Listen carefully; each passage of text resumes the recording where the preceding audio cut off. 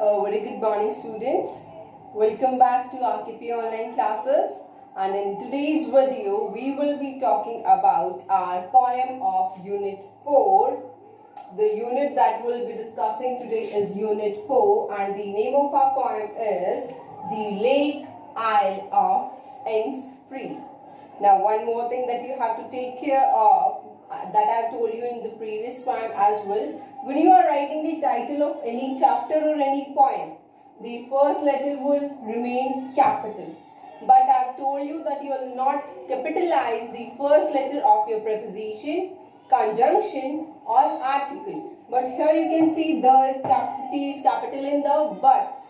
The reason behind capitalizing T is that it is the first word of the title. For that purpose we have capitalized it. Otherwise only the first letter of other words will be capitalized except our preposition, any conjunction if it is included, and the articles. So our poem is written by an Irish poet, W.B. Yeats. So W.B. Yeats is an Irish poet. He is very famous poet for his works. And in this poem, let's see what he has for us. So I'm reading the introduction of the poem on page number 54.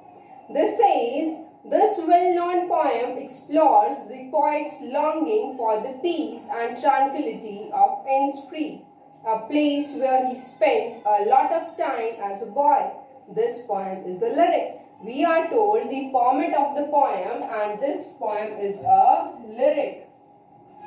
Lyric means which is close to song, something that is musical. You will find it musical to read. Another thing that we are told that it is longing of the poet. That means if it is a longing, it will be dealing with nostalgic mood. Nostalgic mood, that is nostalgia. The previous poem that we have read, the poem's name was the poem on Rain on the Roof. Unit 3 poem that we have discussed, Rain on the Roof, that was also concerning nostalgic mood. That means that was also remembering the past times. And when we are remembering our past happy memories, that means we are in nostalgic mood or we are in nostalgia. So this poem is also in nostalgic mood like our previous poem. Another thing that we have to note is that this poem is also written in first person like our previous poem. Rain on the Roof was also written in first person. How can we know it is written in first person? We will be finding I in the poem, which means the poet is telling about himself.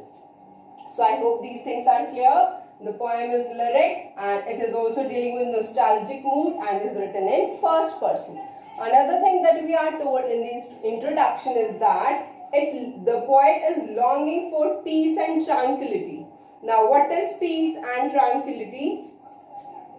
Peace, tranquility,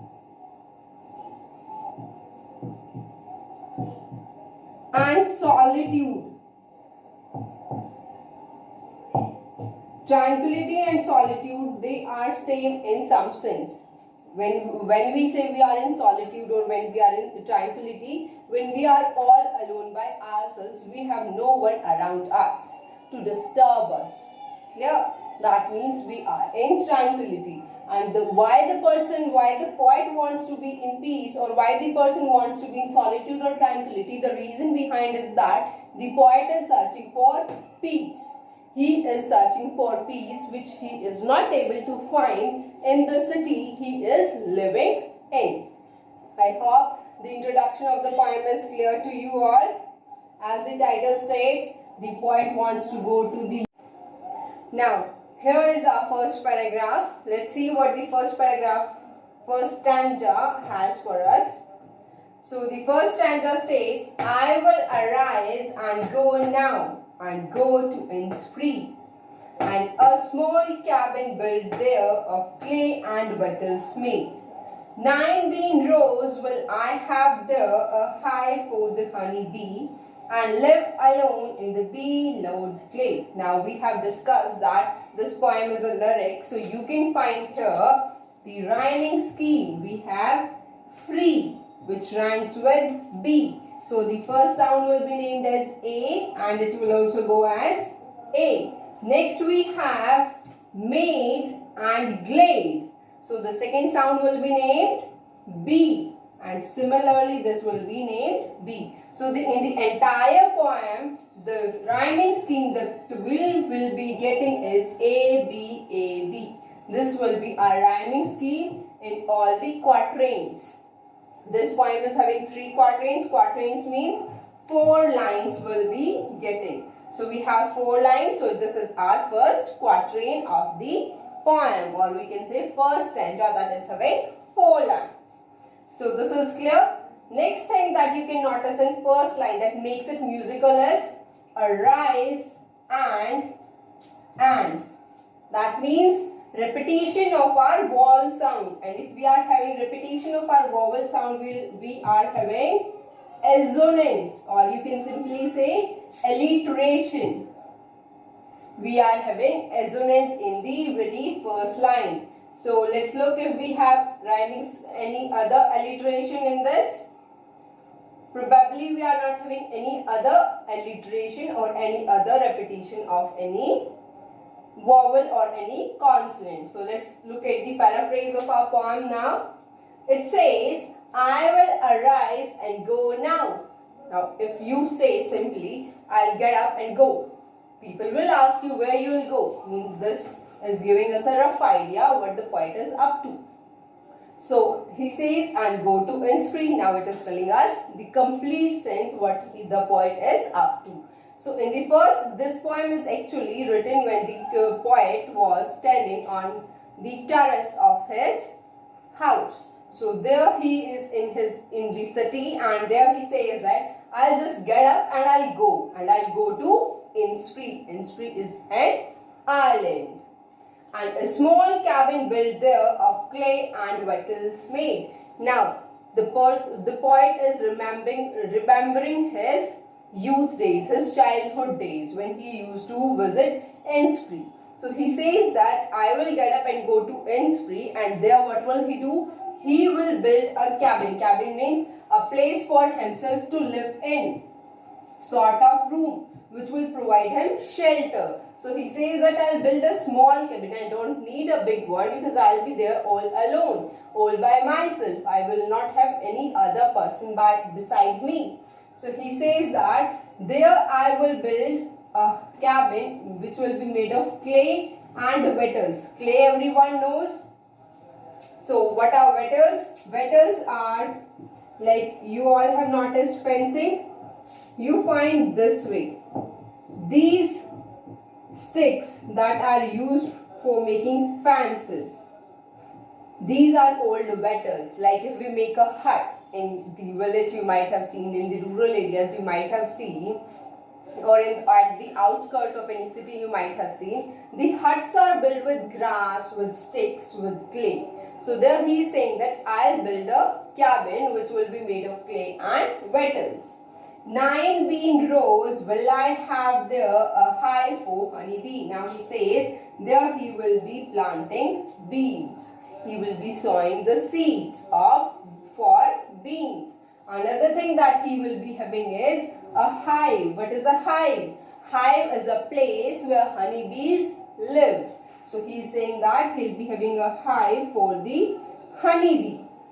Next thing that he says is that, and live alone in the bee-loud glade. Now bee-loud means buzzing of the bees, or you can say the music created by bees, and glade is our open space, as there will be no other person to live with the poet, or there will be no neighbors who will be living on that island. So he says that that place will be completely open for me. So in this paragraph, the poet tells us about his physical needs. What are we being told of? We are being told of physical needs of the poet.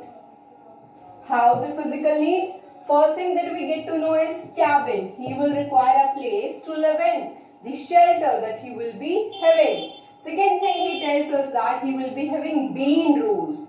That means to eat. He is talking about the food that he will require to survive over there. Another thing that he tells us, honeybee. From honeybee, what do we get? We obviously get honey. So that honey will also be used by the poet for eating. So third thing we get is honey. Fourth thing he tells us that is bee loud glade, means in open area bees will be buzzing. That will provide him music, that will entertain him. So all these things in the first stanza, in the first quatrain, the poet is telling us the physical needs of his. The things that he will be needing in Innisfree to survive all by himself. I hope the first quatrain is clear to everyone. So let's move to our second quatrain. Let's see what the poet has for us in the second quatrain.